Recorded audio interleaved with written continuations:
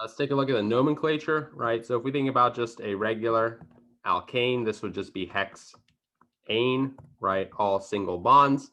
If we then make a double bond somewhere, this would be hexene, right? Indicating that we have this double bond here. And then finally, our last option would then be to have a triple bond. Remember though, that we have 100-degree bond angles here. And so here we have 1 carbon, 2, 3, 4, 5, and 6. And so this would be hexine, right? So you just add the suffix y and e for alkynes. In terms of naming these compounds, the parent chain is the longest one with an alkyne. So for example,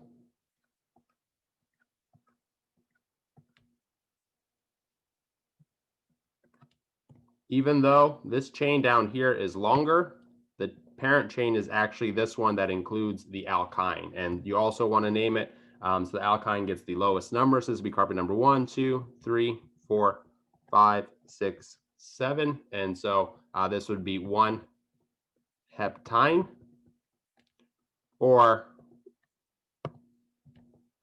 hept1. You can name it either way. And then we see we have this substituent here.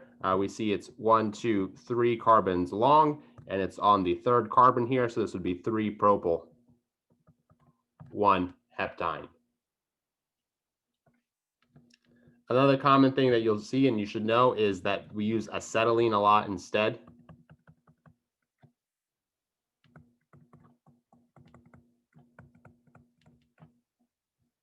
For example, for this compound,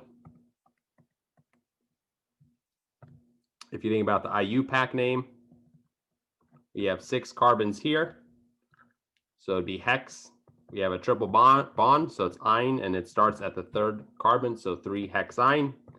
And then we have 2 methyl substituents at the 2 and 5 position, so it'd be 2,5-dimethyl hexyne, but it's also commonly known as di-isopropyl acetylene, right? Where we have these 2 isopropyl groups, and then we have this carbon-carbon triple bond as the acetylene. You can name asymmetrical alkynes like this as well. So in this case, we can see we have a methyl group over here, an ethyl group over here, and then an alkyne right there. And so you can name this ethyl methyl acetylene. Right, so just the IUPAC name and the common names, the nomenclature overall, not too difficult.